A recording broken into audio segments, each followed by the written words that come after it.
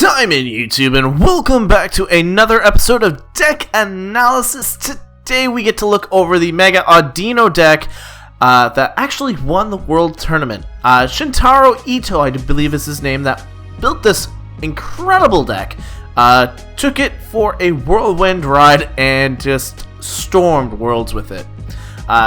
So we're gonna quickly go over it, but I do want to bring one point out. I do look to bring two matches your way, but I don't know if I'm going to get them to you. Just depends on who's on Twitter at the time of me recording this and who's available. If I can't get you two battles, I'm at least going to get you a versus on the program itself, so you'll at least get some battles and get to see this little deck in action. But for today, it's just the analysis. So we're going to quickly look over Audino EX. Audino EX is the 180 HP colorless Pokemon, so it means it can take any energy on. It's gorgeous. It has Drain Slap, 1 energy. It can do 20 damage, and you get to heal. Alright, it's not the strongest of attacks, but a little bit of healing pressure means at the start of the game, if I'm playing against a basic and it's just doing 20 damage, I can heal it off, keep myself healthy, until I can do the wave. 60 damage for 3 energy. This attack does 10 more damage for each of your benched Pokemon. Maximum of 110 HP, or damage, sorry. I'll admit, it's not a lot and it doesn't seem like it, but when you've got 180 HP EX Pokemon sitting there, it seems a little bit more threatening, and I think. But next up is the Mega Audino, which is the star of the day. 220 HP is nothing to shy about. It is colorless still. You do need to Mega Evolve this, so if you don't run that Spirit Link, you are going to lose your turn. But it does have the attack Magical Symphony. For 3 energy, 3 of any energy, mind you, we're going to do 110 damage. Okay, that's the same amount as the Do the Wave, so we're not really pushing the limits here. But if I played a supporter, I get to attack a benched mon for 50 more damage. Well, this is great because this means that the attack I'm about to use, I can either Lysander in something, either knock something out, or not even get rid of, but start putting pressure on one of their main attackers. And also get a little bit of damage, whether it be on a Shaman or a Little Mon. It's awesome. Like, this is a huge Night March counter. You look at Magical Symphony, it's going to take out a Shaman EX, which is the bulkiest mon in a Night March deck, and you're going to get a knockout on a Joltik. So they really have to watch what they play because you're going to be able to outspeed them. Especially because with Mega Audino being just a stage 2 or stage 1 technically, you can get this out turn 2, no problem. So we're going to move on. We have 2 Shamans in the deck, 110 HP, setup ability. This lets us draw cards until we have 6 in hand. This is great for setting ourselves up at the start of the game. The only downside to it is it's a liability. With only 110 HP, it can go down real easy. And you don't really want this thing sitting on your bench the entire time because they're going to knock it out instead of one of your attackers. And that's usually how a lot of players play now. We have a couple really cool techs here. We have an Absol, 100 HP Dark-type Pokemon with the Cursed Eye ability. When you play this Pokemon from your hand onto your bench, you may move 3 damage counters from one of your opponent's Pokemon to another one of their Pokemon. So if I know I can take out the active Pokemon, and I can take out a benched mon if I could just do that 30 little bit more damage, Absol is a perfect use for that. It means I can get 2 prizes or 3 prizes depending on the Pokemon I'm using to attack, and it means I can actually get a little bit more incentive in there. Like, I can start pushing that damage around, controlling what I'm doing, and getting more knockouts. It's a really cool tech to have when you're doing so much spread damage. We also have a Cobalion, 120 HP Steel-type Pokemon. This is from Steam Siege, so it is very new. We have Quick Guard, 1 Steel Energy, prevent all damage done to this Pokemon by attacks from basic Pokemon during your opponent's next turn. This Pokemon cannot use Quick Guard on the next turn. So that is a really cool attack in the sense that if I'm in a bad position, Quick Guard I can set it up, guard what I'm doing, and they can't hit this particular Pokemon the next turn. It also has Revenge Blast for 2 Steel Energy. I can do 30 damage, and I get to do 30 more damage for each of the prized cards taken. So the likelihood is, if they've taken out 2 Mega Audinos, they're going to be doing an additional, 120 damage? So that's 150 damage we can do based off a Cobalion, which is really nice. And it's only 2 energy.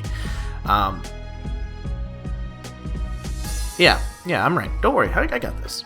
And then if we can even get the other one, Cobalion gets a knockout range. So this is a very good non-EX basic attacker. So we're okay here.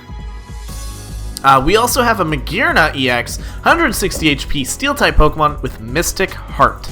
Prevent all effects of your opponent's attacks except damage done to each of your Pokemon that has any Steel energies attached to it. So if I give Mega Audino a Steel energy, it's now protected from paralysis or status conditions in general. It's also affected by blocks and stuff like that, I believe. I'll have to double check that.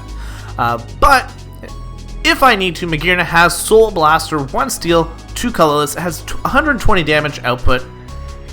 Only problem is during the next turn, it drops to 60. But if you're doing that kind of damage already, you're going to be able to hit that 180 mark, and you're going to at least potentially get a knockout. So it's not the worst card in the game, and it's not obviously the best. That's why there's only one of it in this deck. Another one of, though, is the Hoopa EX, which is going to get us a ton of EX support. It means I can get my Audinos, it means I can get my Shaman, it means I can get my Magearna depending on the situation. Scoundrel Ring is that ability of choice, which lets us, when you play this Pokemon from your hand onto your bench, you may search your deck for up to 3 Pokemon EX, except for Hoopa, reveal them, and put them into your hand. Shuffle afterwards. So, that is great. Now, unfortunately, there's no Psychic Energy in here, so we cannot use Hyperspace Fury. But again, that's not what Hoopa is here for. And unlike Shaman, it's got a nice HP cost. It's got 170 HP, meaning that Hoopa's not going to go down that easily. So it's not just a liability. Now, starting off our line of tools, we have 1 Escape Rope. This lets us get ourselves into momentum. If our Mega Audino is on the bench and I need to get into the active position, I can do so without having to use a Float Stone or have to use a particular Mon to get me in. But at the same point, if I have an opponent that has something on the bench that they may want to bring up or they want to hide, they may have to bring that up depending on the situation. It's a really good tech card. We're running 1 Mega Turbo, and what this guy does is it lets us grab a basic energy from your discard pile and attach it to one of your Mega Pokemon. So if I've already used that Steel energy and I don't have the luxury of getting another one, if I pull a Mega Turbo, I can at least get that, put it back on my Mega Audino, and I'm all good again. Nothing hurt me, nothing sufficed. It's just nice to have a luxury of getting those energies back. Next up is the Startling Megaphone, which is a huge tech right now. It stops Pokemon from using tools. We get rid of everything: Spirit Links, Fighting Fury Belts, Muscle Bands, Float Stones, Hard Charms. You name it, this card gets rid of it. And I think in most decks, especially while it was standard, especially after Garbodor came back into standard, this became a staple in everybody's deck. So good choice on Shintaro to make sure that this card was here. Next up is a Super Rod, because let's be honest here, casualties are going to happen, and we need to be able to get those Pokemon back into our deck, being able to restore those back into play depending on situations. So if I need my Absol or if I need another Mega Audino, I can do that as long as they're in the discard pile, and I can get them back into the deck, maybe restore a little bit of card loss that I've done, maybe not have that deck so thin as I wanted it to be. Super Rod's a really nice card.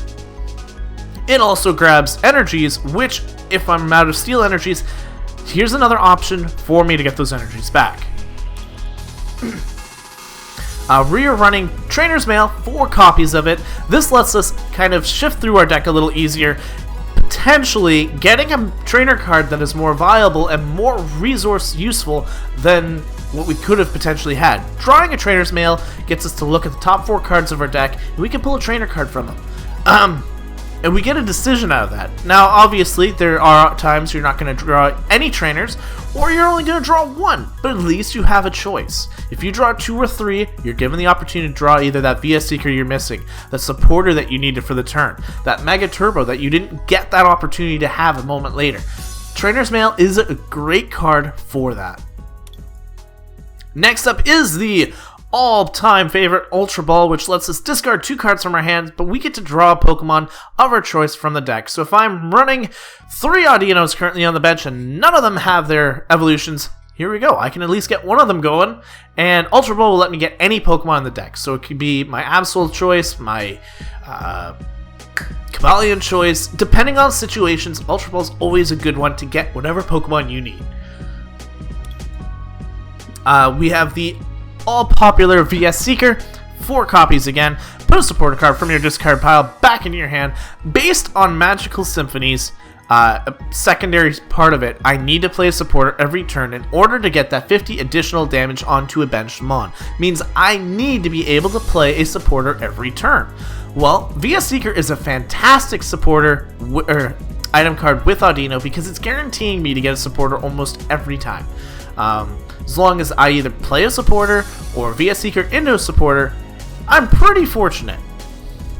Now, to start off our supporter line, because it is pretty hefty here, we have 2 AZ. AZ is a very important tech here because we're going to have to pull up those Shamans, pull up something that may not be as necessary in the active position. Say we get Shaman in the active or Magearna in the active position, we don't want it there. We can pull it back up with the AZ, start getting our active Pokemon back under control, and then reset up what we needed to do. If I need more card draw, Shaman's great. If I, for whatever reason, need another EX, I can replay Hoopa after the AZ and get more EXs.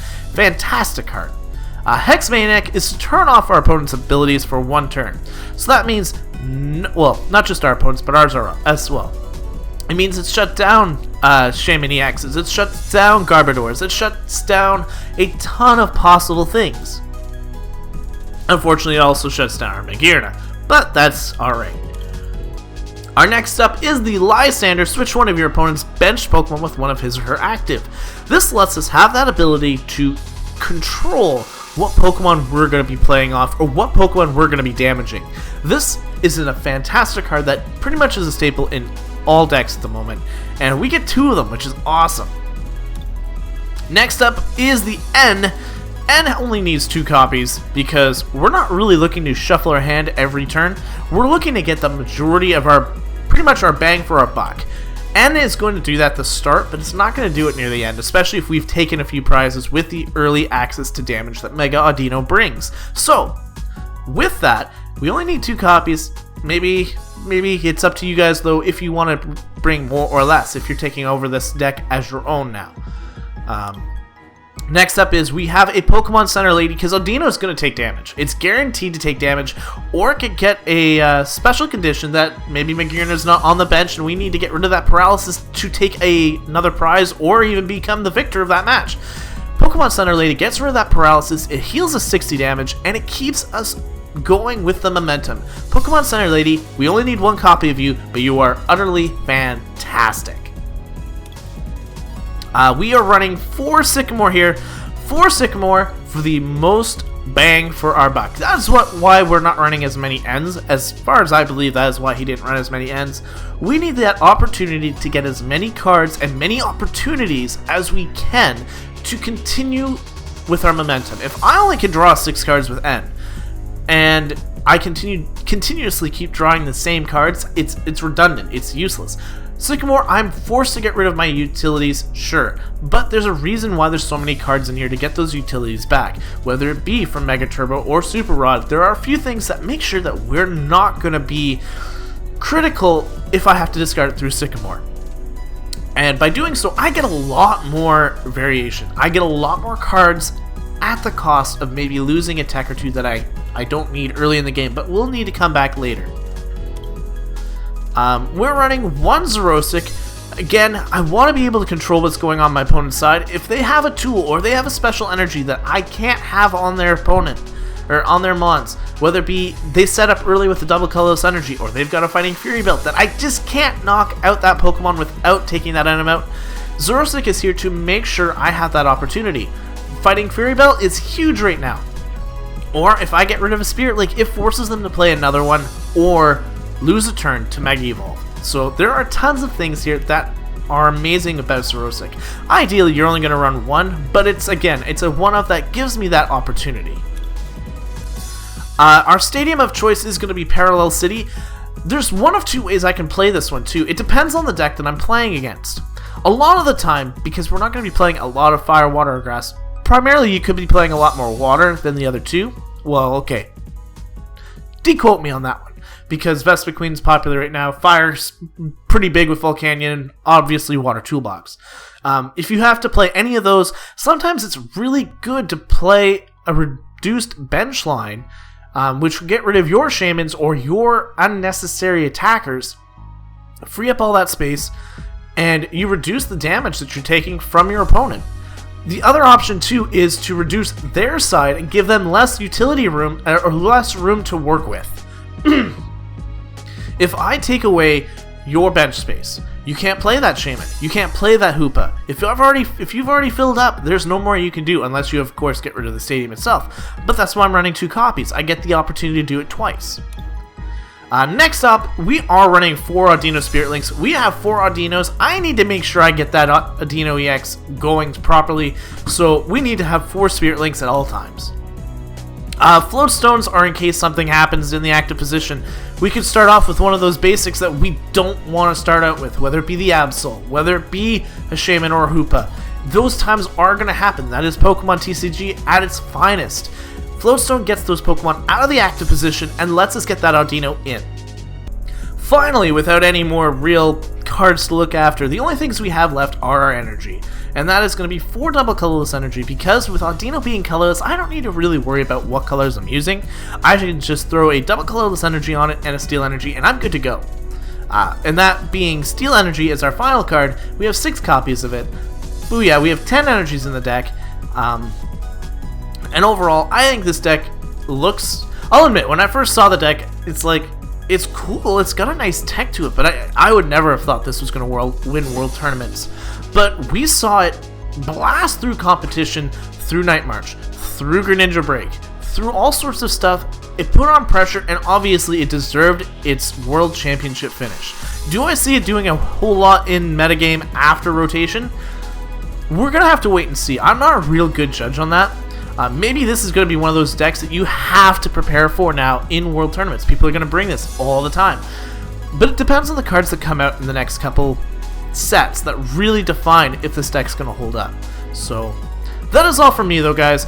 Expect a couple matches this week, whether it be just me going straight on to Pokemon TCGO and finding a couple opponents each day, or I find an actual person and we battle it out. Either way, thank you guys so much for watching. Make sure to check out those videos because they are going to be coming back very shortly.